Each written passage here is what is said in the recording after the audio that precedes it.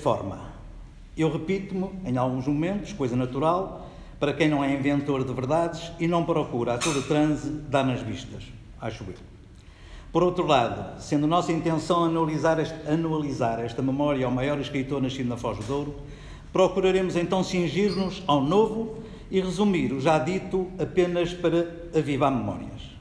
Daremos primazia em tempo e cuidado, porque é tema de facto novo, à questão da casa principal do autor dos Pescadores.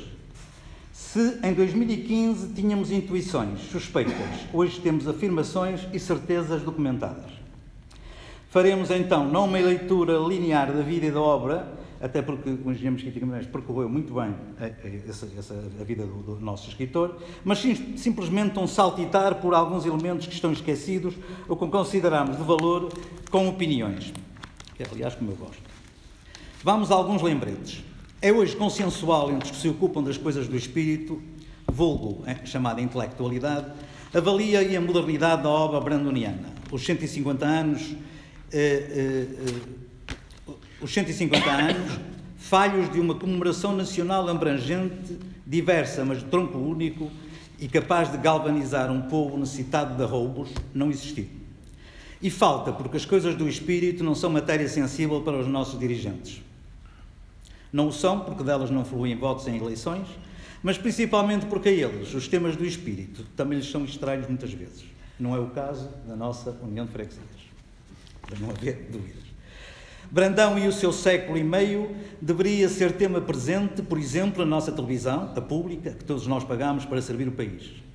Dada a característica vibrante, pictórica e emotiva da sua obra, deveria estar no programa anual das escolas, onde tão necessário são a prática da reflexão e da abstração em mundo de velocidade comunicativa impensada. Sabemos que o nosso conterrâneo, talvez por ser atual e importante, não está e não entra nas modas. Criticámos os críticos de Brandão. Pelo menos esses liam-nos as obras e tinham opinião fundamentada. Sim, porque a ignorância é a pior crítica a qualquer obra. Defendemos que a desordem da obra de Brandão, visível, portanto, temática e a espontaneidade da escrita brandoniana eram exatamente o seu sal. Há, de facto, recorrência de personagens e nota-se a falta de grandes dramas conclusivos, mas temos em troca a exaltação singela dos sentimentos humanos que fazia parte da atratividade endógena da sua obra. A falta da unidade comum no romance corrente, criticava António Sérgio com o Brandão, não a encontramos nós no autor. Antes frações, dizia ele. Não entendeu que uma das novidades do nosso autor foi precisamente essa. Quadros, sketches, dizem os de Albion, rápidos, sketches rápidos, quadros rápidos, onde o espanto e o grotesco, o trágico e o reles, o brutal e a ternura, detonam em fugazes cenas, ganhando a obra em fluidez e impacto visual. Eu já me esqueci de passar as imagens, de tão entusiasmado estava. Recordamos que Brandão, em carta a Manuel Mendes, 17 de julho de 1927, está ali escrito, mas não se lê muito bem, decidira não colaborar mais com a Seara Nova, desde que Sérgio afirmara não querer publicar mais literatura na revista. Não há dúvida que mesmo em espíritos brilhantes, como o de António Sérgio, a crença no cientismo, nas sociologias explicativas e deterministas, o positivismo dominante minaram o campo intelectual, excluindo o pensamento puro, a criatividade filosófica e, por arrasto, a fundamentação pátria. Dura até hoje esta renúncia. Reafirmamos, Raul Brandão foi um escritor que, recusando as aparências da modernidade, foi o mais moderno do seu tempo. Eu, antes de continuar, porque agora vou falar da questão das casas ou da casa do Raul Brandão, e queria recordar aqui que li há muitos anos, e há aqui um amigo meu, o Manuel Pinto, que também leu, Herbert George Wells, que escreveu uma história universal, e nunca mais me esqueci do prefácio que ele fez a essa obra, onde ele escreveu essa obra, creio, na prisão. Ele esteve preso por motivos que eu agora não recordo, e assistiu da prisão. Antes de escrever a obra, quando estava a escrever a História Universal, em 3 volumes, que existe por aí, ele viu uma cena de pancadaria, uma cena qualquer de rua, daquelas de roubo ou pancadaria. E depois teve a oportunidade de escutar as opiniões de muita gente que paravam ali à beira da cela, das grades, não é? E que iam comentando, não é? Porque as prisões na altura davam para cá para fora. não é? Como a cadeia de relação, por exemplo. E então ele ouviu as mais díspares afirmações sobre aquilo que se passou. Ele tinha visto de uma maneira, mas ouviu 5 ou 6 versões diferentes. E, portanto, nós estamos aqui todos para ouvir versões diferentes do mundo e da vida. E eu vou ter algumas divergências com o engenheiro Francisco Mesquita Guimarães, porque vou pegar em alguns argumentos que ele usou e documentos que ele encontrou. É pena não termos um centro de pesquisa único, onde pudéssemos até já trocar antes, mas é uma advertência que não interessa. Vocês vão ouvir, as divergências não são tantas como o que parecem, porque a casa do nascimento não está em causa, está em causa explicar porque é aquela. Mas isso não tenho prova nenhuma, mas tenho a convicção profunda de onde Raul Brandão escreveu a sua obra. Vamos então a isto. A minha reflexão escrita sobre a casa de Raul Brandão data de 2006, quando no prefácio que fiz, a convite do professor António Cunha Silva, que ali está, para a história do Batel Vai com Deus, escrevi sobre a casa dele. Estamos em crer que, digo eu, podendo ser verdade que ali tenha nascido o homem de letras, não é a partir daquela casa que, quer nos pescadores, quer nas suas memórias, quer em muitos outros textos e correspondência, o escritor sobrevoa e penetra literariamente na vida pescatória de São João da Foz de Douro e do lugar da Cantareira. Voltaremos ao tema na outra oportunidade. Escrevi em 2006. Em 2015, participando com o engenheiro Francisco Mesquita Guimarães e sou a presidência do nosso José Valdo Figueiredo, nesta bandeira que é a nossa da Foz Literária, argumentámos com a obra o texto escrito do escritor e dissemos: porque é que Brandão não faz referência, nunca descreve a igreja e o seu adro? Afinal, mesmo ali ao lado da paterna casa em que nós pensávamos que tinha vivido. Eu conheço-lhe e posso dizer que li tudo o que é conhecido. Faltam-me alguns textos que o nosso amigo Vasco Rosa, que esteve aqui também em 2015, publicou, que encontrou nos jornais, mas a obra toda publicada eu conheço relativamente bem. Portanto, eu conheço uma frase dos pescadores em que ele diz isto: vêm os dias de névoa, quando o sino da igreja tange, chamando os homens perdidos na cerração. E que saiba, não há mais nada. Não fala, portanto, nunca da igreja nem do adro. Não é estranho que um homem atento, religioso no sentido puro do termo, que não inclua nos seus cenários, nos seus livros de memórias, um edifício imponente, monumental e bonito, como é a nossa matriz. Nunca aluda a uma brincadeira de infância ali passada, a uma procissão, uma festividade, um funeral. E eu disse mais, baseado, de novo, na obra de Raul Brandão. Andamos baixo. Exato. Vocês conhecem o cenário, portanto, a casa é aquela que está ali em amarela, que foi mostrada. Não encontramos onde, desta vez, eu tenho, por mudanças da minha vida, tenho num armazém caixas e caixas de livro e papéis, e eu não encontrei, como já não tinha encontrado há 2 anos, porque não cheguei à caixa exata, mas eu estou seguro que Raul Brandão se recordava ainda, eu não sei se era no prefácio ou arranjo novo, de ter encontrado no quintal da sua infância pedaços de granadas provindas da Flecha dos Mortos, ou seja, ainda da Guerra Civil de 1934. A Flecha dos Mortos era isto. Ora, a posição da Flecha dos Mortos torna inverosímil que os restos da metralha tenham caído junto à igreja. Muito mais aceitável é tomar como verdadeiras as palavras do escritor e crer que nos altos por cima da fonte da Cantareira seria bem mais provável. Lá vamos. Disse eu ainda nesta última conferência, citando Vasco Rosa, que José Sarmento, em dezembro de 1930, evocando o escritor, diz: essa casa da Cantareira, nesta hora em que a evoco do alto de uma rocha como uma águia soberba de dominar, vejo a figura esguia do baiulo, como lhe chamávamos, na porta que dava para a estrada, a estender-nos os braços. Estrada? Qual estrada junto à igreja? Seguramente não chamaria estrada a Rua da Bela Vista. Por certo, a estrada marginal, que emparelha com o rio a partir do Passeio Alegre e que vai para o Ouro, passando por Sobreiras. Em 2015, estava já eu certo da nova proposição. Raul Brandão não escreveu, naquela casa que nós falámos, junto à igreja, a sua obra datada da Foz, E eu situava já a casa na frente ribeirinha, entre o largo principal da Cantareira, aquilo que nós chamamos a Cantareira, portanto, e a Rua 1 do bairro Rainha Dona Leonor, onde começa a freguesia do Lordelo do Ouro. Portanto, a rua que sobe perpendicular ao rio e que dá ao bairro, chama-se Rua 1 do bairro Rainha Dona Leonor. Um nome também estranhíssimo, esquisitíssimo. Bom, também dava para o Brandão. Ou dava para Nuno Ortiga. Bom, hoje, pese as dúvidas de alguns, mais convencidos, entretanto, eu delimito com precisão a casa onde o nosso escritor viveu e a sua aventura sanjoaneira.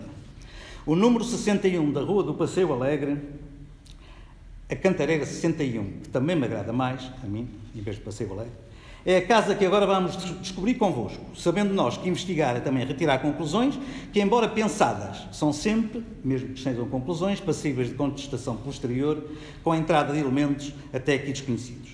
Sabemos tudo? Não. Do que sobra, nós falaremos depois. Recordemos então os seus escritos sobre o tema. A Teixeira de Pascoais. No fim do mês vou para a Foz. Cantareira 61 tem-me ao seu dispor. 27 de junho de 1915. 21 de junho de 1914 diz isto que eu disse. Bom, depois, curioso como talvez avesso às modas que impuseram o Rua do Passeio Alegre, onde toda a gente chamava Cantareira, que querem Cantareira soa popular, e os tempos não eram de sabedoria, mas antes de vaidades, não sei se isto recorda alguma coisa.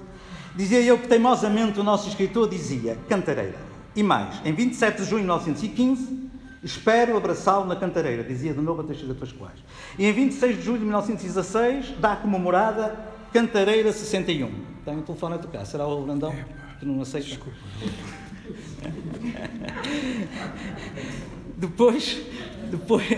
Depois há as claríssimas afirmações nas memórias de posicionamento do lugar. Sento-me no degrau da velha casa e sei a vida toda desta gente. Ali de fronte são os tanques, onde 20, 30 mulheres de saias arregaçadas lavam a roupa suja, gritos, richos, alaridos. Um momento de silêncio e ouve-se o bater compassado da maré que vai, vem e lhes molha as pernas nuas.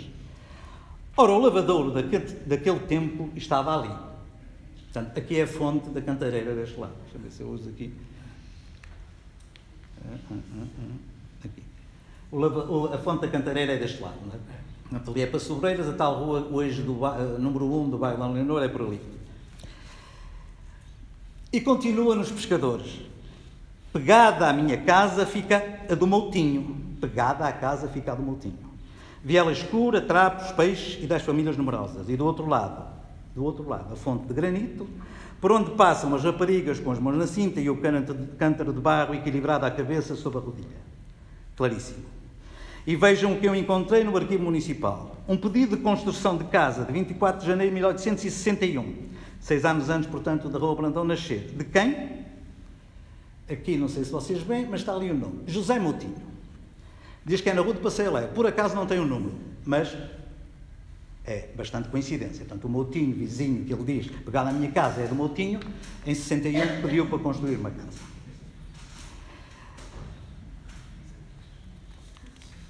Esta casa, aliás, vou-vos mostrar, é esta casa. Portanto, que devia ter lá estado, transformações, etc. E ainda, nos pescadores, a Cantareira num cantinho adormece, mais à frente, nos pescadores.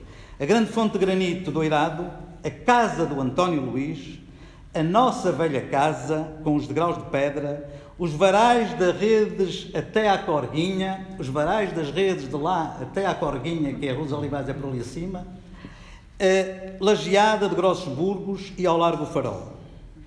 Comecemos, portanto, pelos varais da Corguinha que estão aqui, e mais uma vez o arquivo histórico a dar-nos a surpresa. Em processo de prolongamento, aquilo que o engenheiro Mesquita Guimarães falou de construção, não era propriamente uma construção, aquilo está bem, era um alargamento do jardim da casa para fazer o alinhamento, está lá explicado no descritivo, para fazer o alinhamento que a Câmara impôs às outras casas, estou a falar do 61, E, portanto, ele queria comprar até um bocadinho de terreno para chegar à frente e foi, portanto, a construção de um gradeamento e de umas escadas para chegar à casa. A casa já existia e ficou reconstruída, renovada, com certeza, mas ficou lá. A casa ficou. Portanto, a obra era uma obra, de certa maneira, singela, não é? E, portanto, estamos aqui, estamos aqui no tal processo que nós encontramos, os dois, sem sabermos, mas supondo que andámos todos atrás do mesmo, não é? Neste caso, portanto, nas offshores. E, portanto, aqui estamos. Esta é inicial. É todos atrás do mesmo. Fugiu-me, sabe que eu tenho assim umas tendências para fugir para as coisas comuns. Olha, então, portanto, encontramos este processo e aqui está o Herbert George Wells a fazer a diferença. É que eu leio disto de outra maneira que não leu o engenheiro Mesquita Guimarães. Ou seja, eu vou já dizer-vos aonde. Não é isto, é a casa anterior. Focalizando no canto sul, portanto, no canto, vocês vejam, portanto, eu vou falar mais desta parte aqui, que é onde isto é um plano, isto é o plano geral, a posição, e depois isto é aquela parte ali, não é? E aqui, vocês veem, não sei se conseguem ler, está ali claramente, portanto, os herdeiros, aqui, herdeiros de António Luís, que é onde ele diz, portanto, a casa do António Luís, a grande fonte de granito doirado, a casa do António Luís, a nossa velha casa com os degraus de pedra, os barais, etc, etc. Portanto, temos o Moutinho de um lado e temos o António Luís do outro. É o 61 da Cantareira. Mas, o terreno da casa do António Luís, como eu disse, está aqui chapado. É preciso mais? Quase nada.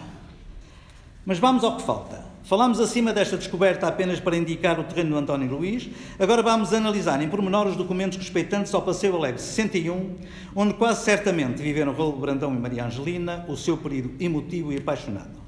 Neste documento de 1921, que o engenheiro Francisco Guimarães também encontrou, de Tomás S. Silva, Sousa e Silva, vinha saber, requer o prolongamento do jardim da Casa do Passeio Alegre até ao alinhamento da rua, conforme eu vos disse, determinado antes pela Câmara da Cidade, e a construção de uma vedação, que foram autorizados, aliás.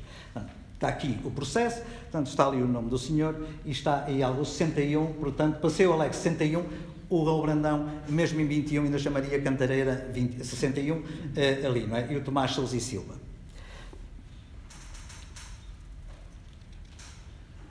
Pois, e vence perfeitamente também aquilo que ele diz anteriormente, eu vou mostrar só aqui, não sei se depois tem a reprodução ou não, portanto,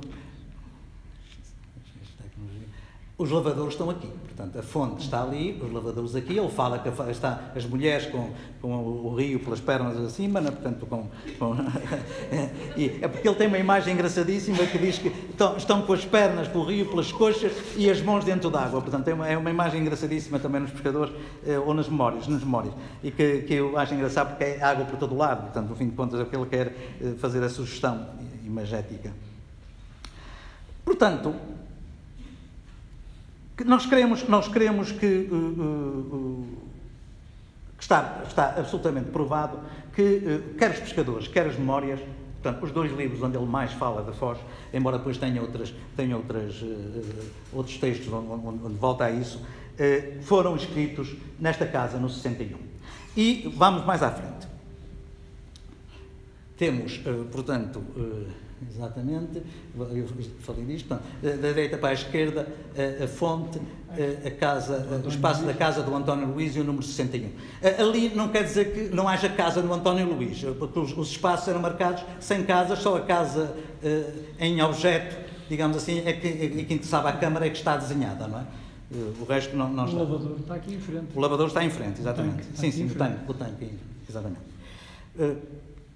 Portanto, visto de cima, numa imagem Google, roubada, claro, roubada, que é para conduzir para os outros, está aqui, portanto, a tal casa, este prédio enorme que o Mesquita Guimarães já falou, aqui é o 61 e aqui seria o 65, com o Moutinho do primeiro, falta-me confirmar se seria aqui, mas ele fala o Moutinho ao lado, portanto, seria a casa do Moutinho, e aqui seria o 65, que já lá vamos também. Nas memórias, em 1918, portanto, aqui de frente mais claramente, portanto, para o roteiro da Foz Literária, claramente esta é a casa 61 onde viveu Raul Brandão, com certeza agora renovada, mas eu não tenho por mim dúvidas, até me demonstrar que há outra coisa qualquer que possa alterar esta opinião, dados. Bom, e pode ser até, dizer-lhe isto, aqui ao lado morou a minha avó. Portanto, quando o pai depois vai para a Baixa, como disse o engenheiro Francisco Guimarães, eu penso também, porque há aqui uma outra, antes disso, lá estava a casa abandonada e as árvores que a minha mãe por sua mão dispôs, havia que deita a mesma alma indiferente, o mesmo barco arcaico sobre o rio. Estamos aqui. Isto é uma outra obra perdida pelo pai do Raul Brandão para a tal casa do número 65. Está aqui, Cantareira 65, é curioso como aqui a Câmara aceitou a designação de Cantareira, quando oficialmente já no início do século XIX, já do século XVIII, já vinha a designação da Rua do Passeio Alegre, mas eles aqui aceitaram Cantareira 65, talvez porque o pai, José Germano Brandão, assim o indicou, e eles limitaram-se a reproduzir na ficha que depois foi feita, que esta ficha foi feita posteriormente, evidentemente, mas o original estaria com certeza como Cantareira 65. Hoje temos esta planta atual, que é só por curiosidade também dizer-vos, portanto, a fonte aqui, o antigo lavadouro seria aqui, esta agora é a nova frente de rio que foi feita, o tal prédio e a tal casa, portanto, o gradeamento que ele pediu a autorização seria esta, e a casa onde viveu Maria Angelina e o Raul Brandão é esta, o Moutinho, repito, a casa do pai, que ele provavelmente alugaria, porque deixou de viver lá durante um certo tempo. Está aqui a fotografia atual. Retemos ainda, e finalmente, como calcinando ainda mais o afirmado. Vamos aqui, e aqui é que está a divergência da interpretação, eu admito perfeitamente, obviamente, mas que quando o engenheiro Francisco Mesquita Guimarães diz que as escadas são as escadas junto à igreja, para definir que há uma parte que foi escrita, teria sido escrita referente à casa, eu não. Eu acho que as escadas são estas. Ao lado da casa, as escadas que sobem são estas, portanto, exteriores, de acesso público, e, portanto, que o Raul Brandão fala. É evidente que a casa junto à igreja também tem escadas. Só que, ao lado da casa que subia em socalcos pelo monte, subia também uma escada em pedra em patamares até lá acima. Do quintal, mais alto que os telhados, via-se o mundo. Nisto é igual. E dali, saltando o muro, que era de onde eu partia para excursões maravilhosas através do Pinheiral do Laje. Está aqui o que eu li. E o Pinheiral do Laje. E o Pinheiral do Laje é isto. Portanto, está aqui esta curva, o lavadouro aqui, e, portanto, isto são o Pinheiral do Laje, em duas imagens, claramente a encimar o horizonte, por detrás da casa principal do Raul Brandão. Pinheiral, que, portanto, na minha versão, no monte, chamado monte topónimo, porque ele aqui também fala em monte com M pequeno, mas quando ele fala do monte dourar, como ele diz lá no alto, ele põe M grande porque sabe que é o topónimo que nós usamos aqui na Foz para designar a colina onde está a igreja. É um monte, portanto, é com M grande porque é assim que as pessoas chamam, não é? Enquanto que ele aqui diz que é o monte do Pinheiral do Laje. Bom, analisando, portanto, as escadas interiores, já vimos, e lá em cima, portanto, não havia igreja nenhuma, nem aro algum, apenas um pinhal para as aventuras mais apaixonantes que as da selva amazónica, como ele dizia. E já que estamos de novo na famosa casa onde teria nascido, vamos entrar de novo na possível polémica, simpática e produtiva, aliás, vamos às dúvidas, que são muitas, mas que não invalidam, acentuo, a possibilidade de o nosso autor ter ali nascido. Apenas uns reparos. A certidão de nascimento, que já foi mostrada, está aqui. Conseguia por €1 no arquivo há coisa de 10, 15 anos. Não sei se agora custa mais. Não, mas é o mesmo, €1. Muito bem. Mas foi rapidíssimo, deram-me logo a certidão de nascimento. Diz-nos apenas, em detalhe, que os pais são moradores na Rua da Bela Vista. Não diz o número.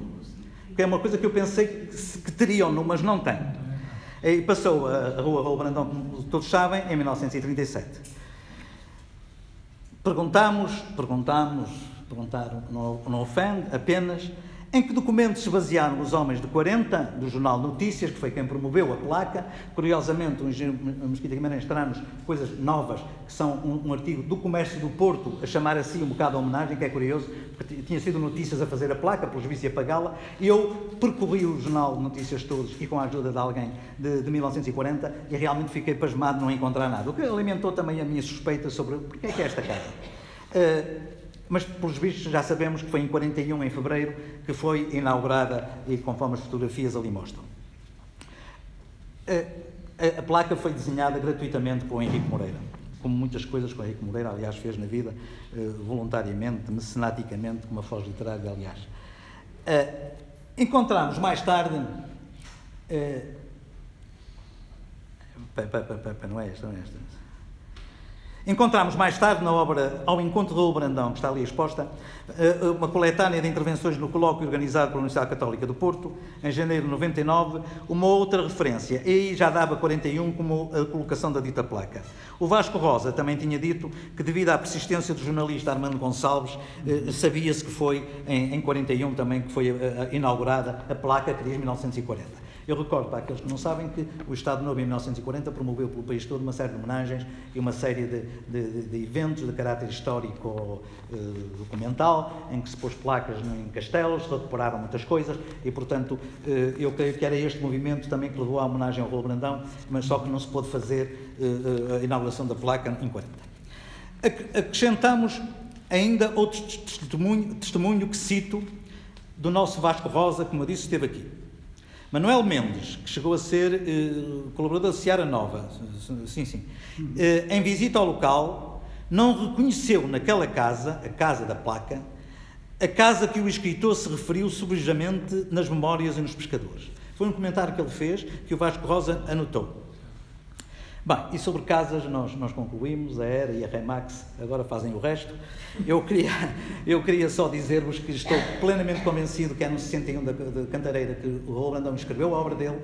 Não tenho certeza sobre se ele nasceu verdadeiramente nesta casa. Eu sei que nas vicissitudes políticas fazem-se muitas alterações a muitas coisas. Há casas que se calhar não eram dignas de levar uma placa e que foram postas.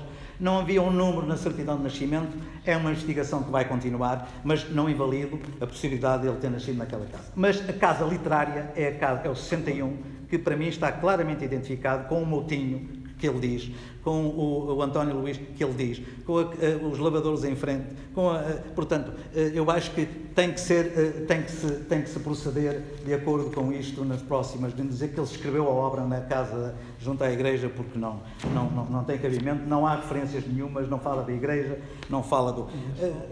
É estranho. Bom, e mudo, para terminar, para falar dos 150 anos de Raul Brandão. Estamos nós para aqui, nós todos, aqui a comemorar os 50 anos do nascimento do autor, e vejamos o que pensaria o nosso escritor do evento. Escreve ele: nascer, já não sei bem quando nasci, mas devo fazer 60 anos no próximo dia 12 de março.